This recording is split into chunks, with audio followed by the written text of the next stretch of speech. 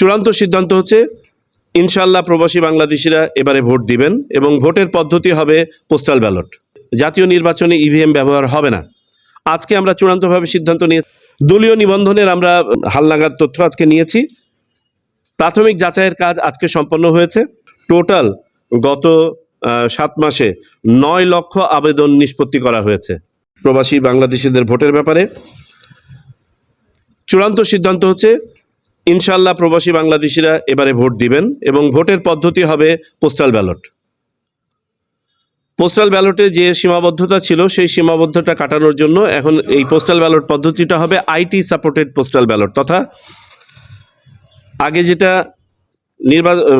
একজন ভোটারকে রিটার্নিং অফিসারের কাছে ফিজিক্যালি আবেদন করতে হতো একটা পোস্টাল ব্যালটের জন্য, এটা একটা অনলাইন প্ল্যাটফর্মের মাধ্যমে এই আবেদনটা তারা করতে পারবেন নিজ নিজ অবস্থান থেকে। দ্বিতীয়ত হচ্ছে যে ব্যালটটা প্রেরণ করা হতো ভোটারের কাছে, এই ব্যালটটা প্রথমে রিটার্নিং অফিসারের কাছে যেত, তারপরে তিনি পাঠাতেন, ফলে সময় ক্ষেপণ হতো। আমরা নীতিগত সিদ্ধান্ত নিয়েছি যে এই ব্যালটটা ছাপানোর পরে এইখানেই সহকারী রিটার্নিং অফিসার বা কোনো একজনের উপস্থিতিতে বা বিশেষ অ্যারেঞ্জমেন্টে এখান থেকেই ওই সময়টা বাঁচিয়ে ব্যালট পেপার প্রিন্ট হওয়ার সাথে সাথে পাঠিয়ে দেওয়া। পাশাপাশি আরেকটা প্রস্তাব এসছে, যেটা পৃথিবীর কোনো কোনো দেশে আছে, যেটাকে বলা হয় ব্ল্যাঙ্ক ব্যালট। ব্ল্যাঙ্ক ব্যালটের আলোচনাটা এই জন্য এসছে যে গ্লোবালি পোস্টাল ব্যালটের একটা ওয়েস্টেজ রেট আছে। গ্লোবাল ওয়েস্টেজ রেট হচ্ছে অ্যারাউন্ড 24%, 24% মতন এটা ওয়েস্টেজ রেট আছে। আমাদের মতো যাদের সুবিন্যস্ত এবং বিস্তৃত ডায়াসপোরা আছে তাদের জন্য এই ওয়েস্টেজ রেটটা আরও হাই অ্যাজ 50%। কিন্তু আমাদেরকে তো সিদ্ধান্ত নিয়েছি, এখানে আর একটা প্রস্তাব এসছে যে ব্ল্যাঙ্ক ব্যালটে যেখানে কিছুই থাকে না, আপনার পুরো একটা ফাঁকা ব্যালট যায়, একজন ভোটার তার প্রার্থীর নাম লিখে পাঠিয়ে দেন হয়তোবা। আমরা আমাদের একজন কমিশনারের কাছ থেকে এই প্রস্তাব এসছে যে আমরা যদি সব কটা মার্কা শুধু ছাপিয়ে 2 মাস আগেই পাঠিয়ে দেই এবং চূড়ান্ত সে মার্কাতে শুধু যদি ভোটটা দিয়ে পাঠিয়ে দেয় তাহলে হয় কেন। তো আমরা সিদ্ধান্ত নিয়েছি এটা আবার টেকনিক্যাল কমিটি এটাকে একটু রিভিউ করবে। যাই হোক, এটা হচ্ছে আপনার পদ্ধতির ব্যাপারে। তবে আমরা একটা ডিপিপি ইতোমধ্যে যেটা তৈরি প্রক্রিয়াধীন, এই ডিপিপির মাধ্যমে ইনশাল্লাহ আমরা আগামীর এই প্রকল্পটা বাস্তবায়ন করব। ইভিএম সংক্রান্ত আপনারা জানেন যে রাজনৈতিক ঐক্যমত এবং সংস্কার কমিশনের সুপারিশ উভয় ক্ষেত্রেই ইভিএম এর পক্ষে কোনো মত এই মুহূর্তে নাই। আমরা শুরুতেই সিদ্ধান্ত নিয়েছিলাম যে জাতীয় নির্বাচনে ইভিএম ব্যবহার হবে না। আজকে আমরা চূড়ান্তভাবে সিদ্ধান্ত নিয়েছি এটা কোনো স্থানীয় নির্বাচনেও ব্যবহার হবে না, অর্থাৎ এই ইভিএম সামনের কোনো নির্বাচনেই ব্যবহার হবে না। এমত অবস্থায় এই ইভিএম কিভাবে কি করতে হবে সেটার জন্য একটা কমিটি ফর্ম করতে বলা হয়েছে। দলীয় নিবন্ধনের আমরা হালনাগাদ তথ্য আজকে নিয়েছি।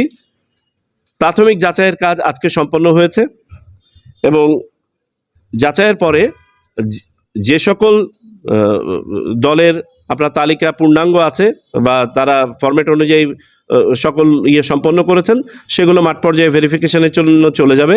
আর যারা সম্পন্ন করেননি তাদেরকে 15 দিনের সময় দিয়ে আবারও চিঠি দেওয়া হবে। আপনারা জানেন এই কমিশন দায়িত্ব যখন গ্রহণ করে তখন প্রায় 3,74,000 এনআইডি সংশোধনী আবেদন পেন্ডিং ছিল। আমরা যখন এটাকে সহজ করলাম তখন আরও ব্যাপক হারে এই আবেদন জমা হওয়া শুরু হলো।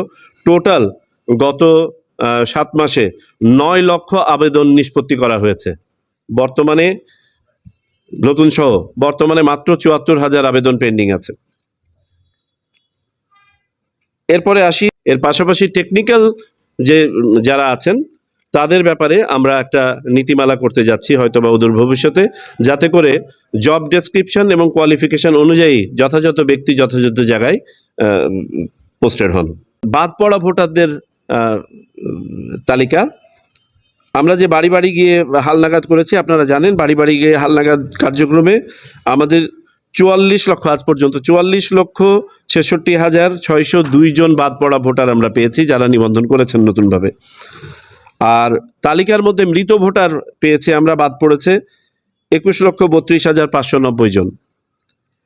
এই অনুযায়ী আহ, এই 44,66,000-এর একটা সম্পূরক তালিকা অতি শীঘ্রই, quite possibly by next week, এটা পাবলিশ হবে। হওয়ার পরে এটার উপরে যদি কোনো ওজোর আপত্তি থাকে সেটা নিষ্পত্তি করে আমাদের জুলাইয়ের শেষ বা অগাস্টের শুরু নাগাদ চূড়ান্ত ভোটার তালিকাতে ইনারা ঢুকে যাবেন। আর আরেকটা তথ্য আপনাদেরকে দিতে চাই যে ক্রমাগতভাবে আমরা দেখছিলাম যে পুরুষের তুলনায় নারী ভোটারের সংখ্যা কমে যাচ্ছে, এবং এই বছরের শুরুতেও যেটা ছিল প্রায় 29 লক্ষ প্লাস 30 লক্ষের কাছাকাছি। আমরা এই প্রক্রিয়া অনুসরণ করার পরে বাড়ি বাড়ি গিয়ে উদ্বুদ্ধকরণের ফলে প্লাস মৃত ভোটার সংখ্যায় দেখা গেছে বেশিরভাগ পুরুষ মানুষ বাদ দেওয়ার ফলে এই সংখ্যাটা কমে এখন অ্যারাউন্ড 18 লক্ষতে দাঁড়িয়েছে, অর্থাৎ গ্যাপটা ন্যারো হয়ে আসছে। ধর্ম পরিবর্তন করলে পারে অনেকে অনেক ঝামেলার মধ্যে পড়তেন, অনেকগুলো প্রক্রিয়া ছিল। তো এখানে আমরা যেটা করেছি মূলত এফএস যেটা ছিল, ফিঙ্গারপ্রিন্ট যেটা আছে একজন ব্যক্তির, তা দ্বারাই তো একজনের আইডেন্টিফিকেশন মোটামুটি পাওয়া যায়। একটা হচ্ছে লিগ্যাল সাইড আর একটা হচ্ছে তার আইডেন্টিটি সাইড, এটাকে একটু সহজীকরণ করা হয়েছে। নেক্সট আছে ডিলিমিটেশন। ডিলিমিটেশনটা আমাদের ফাইনাল পর্যায়ে পৌঁছে গেছে, আজকে উপস্থাপনও করা হয়েছে। তবে এখানে ওই সংস্কার কমিশনের সুপারিশ এবং অপরাপর সুপারিশের আলোকেও আমরা দেখেছি যে আরেকটু বোধহয় টেকনিক্যাল কমিটি দ্বারা এটাকে স্ক্রুটিনি করার সুযোগ আছে। কারণটা বলি, সংস্কার কমিশনের প্রতিবেদনের মধ্যে ছিল যে বড় জেলাগুলোতে 10%-এর ভেরিয়েশনের ইয়ে রাখা, প্লাস মাইনাস 10% মিনের থেকে, কিন্তু বাস্তবতাতে দেখা যাচ্ছে যেটা অনেক ক্ষেত্রেই সম্ভব হচ্ছে না। কেস ইন পয়েন্ট আপনাদেরকে বলি, যশোরে একটা কনস্টিটিউয়েন্সি আছে প্রায় 6 লাখ ভোটার, আর একটা কনস্টিটিউয়েন্সিতে আছে 3 লাখের চেয়ে কম ভোটার, কিন্তু দেখা যাচ্ছে 6 লাখের কনস্টিটিউয়েন্সি অনেক উপরে আর 3 লাখের কনস্টিটিউয়েন্সি একদম নিচে। মানে 3 লাখটাকে অ্যাডজাস্ট করতে হলে সবগুলোকে ভেঙে ভেঙে সাজাতে হবে। এটার একটা রেমিফিকেশন আছে, যে ওরিয়েন্টেশনের রেমিফিকেশন আছে, আর একটা রেমিফিকেশন হচ্ছে যে এইসব জায়গা থেকে কোনো পরিবর্তনের জন্য কোনো আবেদন হয়নি। 221টা কনস্টিটিউয়েন্সির ব্যাপারে কোনো ধরনের আবেদন হয়নি। তদুপরি এই যেখানে যেখানে অনেক বেশি ভেরিয়েশন আছে, এটাতে আরেকটু কিছু করা যায় কিনা সেটার জন্য আমরা দেখতে বলেছি। আর আপনারা হয়তো ধারণা পেতে চাইবেন যে কি হতে যাচ্ছে, আগামী সপ্তাহে ইনশাল্লাহ জেনেই যাবেন, পুরো প্রকাশ হয়ে যাবে।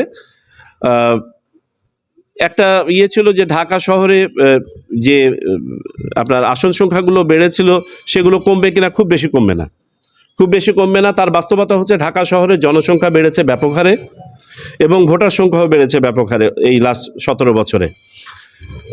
আমাদের ন্যাশনাল অ্যাভারেজ হচ্ছে ভোটারের এই মুহূর্তে 4,18,000 থেকে 4,22,000। আমি বারবার ভোটার সংখ্যা বলছি, একটা কারণ আছে, কারণ 2022-এর সেন্সাস আমরা যেটা নিয়ে কাজ করতে গিয়েছি, কাজ করে দেখেছি যে এই সেন্সাসটা খুব রিলাই করা যাচ্ছে না কিছু কিছু জায়গায়, এবং কিছু কিছু জায়গায় এখানে কিছু বাস্তবতার মুখোমুখি হচ্ছে আমরা। যেমন ন্যাশনালি 2022-এর সেন্সাসের সাথে যদি বর্তমান ভোটার সংখ্যার আমরা কম্পেয়ার করি, তাহলে 100 জনে গড়ে 73 থেকে 74 জন ভোটার হয়, কিন্তু ঢাকা শহরে দেখা যাচ্ছে 100 জনে মাত্র 55 জন ভোটার।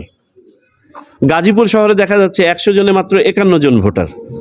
অর্থাৎ আমরা যদি জনসংখ্যা ধরে যদি ডিস্ট্রিবিউট করি, তাহলে এইসব জায়গাতে আরও কেটে নিয়ে আসতে হবে বাইরে এবং আসন দিতে হবে এখানে। বাট বাস্তবতা হচ্ছে এইখানে যাদেরকে আমরা জনসংখ্যা দেখছি তারা ফ্লোটিং জনসংখ্যা, তারা এই জেলার লোক নন। এমত অবস্থায় আমরা সিদ্ধান্ত নিয়েছি যে ডাটাটা আমাদের কাছে সবচেয়ে বেশি রিলায়েবল সেটা হচ্ছে ভোটার তালিকা, 98-99% অ্যাকুরেট একটা তালিকা, এবং এটাও জনসংখ্যারই একটা বাই প্রোডাক্ট। সুতরাং এটাকে আমরা প্রায়োরিটি দিয়ে জনসংখ্যাটাকেও বিবেচনায় নিয়ে আমরা ইয়ে করার চেষ্টা করছি। তো যেটা বলছিলাম যে ঢাকা শহরে আপনার বর্তমানে আসন প্রতি অ্যাভারেজ হচ্ছে 4,22,000 বর্তমানে, আর ন্যাশনাল অ্যাভারেজ হচ্ছে 4,18,000 থেকে 20,000। যদিও বা সংস্কার কমিশনের একটা প্রস্তাব আছে যে মেট্রোপলিটন এলাকাগুলোতে এই ভেরিয়েশনটা একটু বেশি হতে পারে, আপ টু 25% ওনারা এক জায়গাতে সাজেস্ট করেছেন। তো আমরা এই টেকনিক্যালিটিগুলোটা আরেকবার দেখার জন্য আমরা টেকনিক্যাল কমিটির কাছে রেফার করেছি, আশা করি আগামী সপ্তাহ নাগাদ আমরা পেয়ে যাব। হচ্ছে আমাদের লয়ার্স প্যানেল, যেটা নিয়ে আমরা কাজ করছিলাম, বাট আজকে আনুষ্ঠানিকভাবে এটা করা হয়েছে, রিভাইজ করার জন্য বলা হয়েছে যে নির্বাচন কমিশনের যারা লয়ার থাকেন এই লয়ারদের প্যানেলটাকে রিভাইজ করে হালনাগাদ করা এবং আরেকটু শক্তিশালী করার ব্যাপারে আমরা আলোচনা করেছি। ভোটার তালিকা আইনের যে সংশোধনী যেটা আমরা চেয়েছি, সেই সংশোধনীটা হচ্ছে যোগ্যতার তারিখের সংশোধনী। বর্তমান ভোটার তালিকায় যোগ্যতার তারিখ হচ্ছে 1 জানুয়ারি, প্রতি বছরের 1 জানুয়ারি। এটা আলাদা বিষয়। এটা হচ্ছে 2025 সালে যারা ভোটার হচ্ছেন তাদের জন্য প্রযোজ্য। এই সংশোধনীটাতে আমরা চেয়েছি যে 1 জানুয়ারি অথবা নির্বাচন কমিশন কর্তৃক নির্ধারিত যে কোনো একটি দিন, যাতে করে ভাঙা মাসের বা বছরের ভাঙা অংশের ভোটাররাও যেন ভোট দিতে পারেন। এটা একটি আলাদা বিষয়। আর আমরা যে 44,66,000 ভোটারের কথা বলছি, এরা কিন্তু গত জানুয়ারির 1 তারিখে ভোটার ছিলেন। ওনারা ভোটের প্রতি আগ্রহ হারিয়ে ফেলেছিলেন, ওনারা নিবন্ধিত হন নাই। সুতরাং তাদেরকে তালিকাভুক্তি করার জন্য কোনোই আইনি বাধা নাই, বরং আইন আমাদেরকে ডিমান্ড করে যে তারা যেন তালিকায় ঢোকেন।